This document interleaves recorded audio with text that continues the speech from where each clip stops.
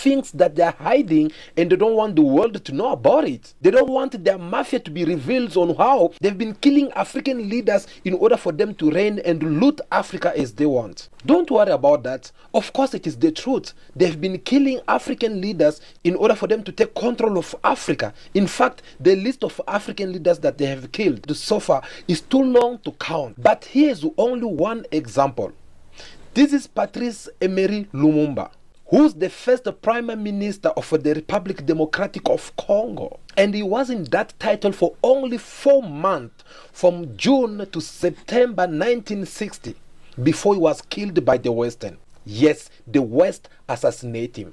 Do you know what he did in order for him to deserve to be killed by the Western? Well, he was elected on a platform in order to keep Congolese mineral by themselves as the owners and not to share with the Western. All because he want to get rid of the Western. Even told the Western that we are no longer your monkeys. Yes, he said that. He told the Western to get out of our country, get out of our minds, get out of our affairs, get out of our economy, get out of our minerals. And the West, they were like, yeah, we hear you, we're going to leave. And they did leave physically, but the Western power stays in its mind. He even begged the United Nations for help on top of it.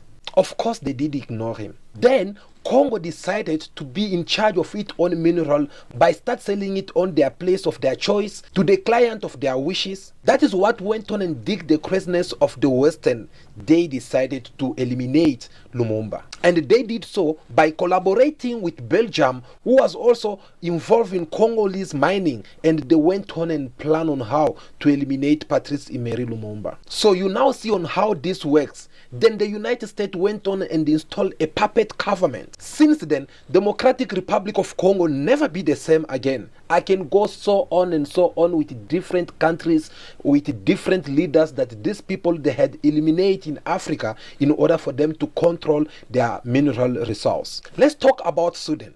The Sudanese, they are about to engage themselves in a civil war. This civil war, it is the Western who are behind it, and they are hiding behind the Sudanese armies between two generals who want to kill themselves, but yet they are not killing themselves. They are busy killing their own people. Do you have any idea of what is happening in Darfur? Guys, people are killing each other there, all because of one culture to another culture that they don't get along. All because of these two generals who are fighting. They are both from different cultures. One from Darfur, another one, I don't know from which culture they are. And yet now they are busy sacrificing people of Sudan. Just imagine that. All because of power.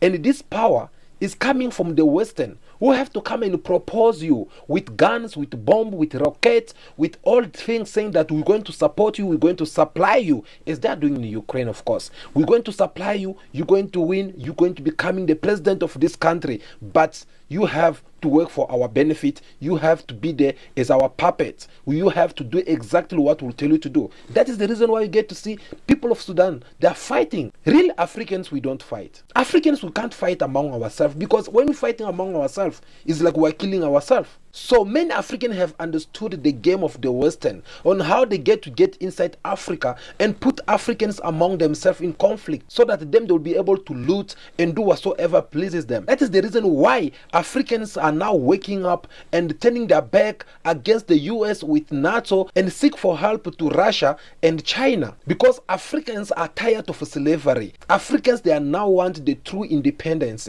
Africans, they want the independence of their mineral. Africans, they want the independence of their land. Africans, they want the independence of their minings. They want that freedom to sell their mineral resources to anyone they feel like selling. They want that freedom to be able to choose whom they would feel like have to be their friends. And that same politician from Zambia, she said that we are tired of being explored each and every time by the Western. Akende Mamende Shamamba, it is a name. She said that Africa, it has learned its lesson, and now it's about time to turn our backs to the Western and look for someone better out there to deal with, someone who can be a good partner for Africa. Africa is a hub for natural resources. It has always been for the West. And now Africa has multiple options. Africa doesn't have to succumb to a bad deal that we get from the Western countries. Africa has choice now. We're moving to a multipolar world. And it's very clear that Africa now has many options. Cooperation with the West is not our only option.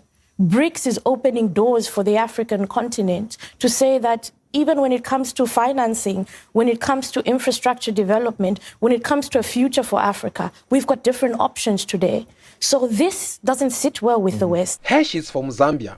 But do you still remember the diplomat from Zimbabwe, what she said? This diplomat from Zimbabwe, she was very clear by sending this loud message to the US with its alliance, saying that Africa, we are fed up and the US should know already that. If this was a basketball game, the United States needed to call for timeout. For US needed to realize that this is a new game and it required new rules of engagement. The United States can begin to realize it's no longer business as usual. It's no longer a case of the United States saying,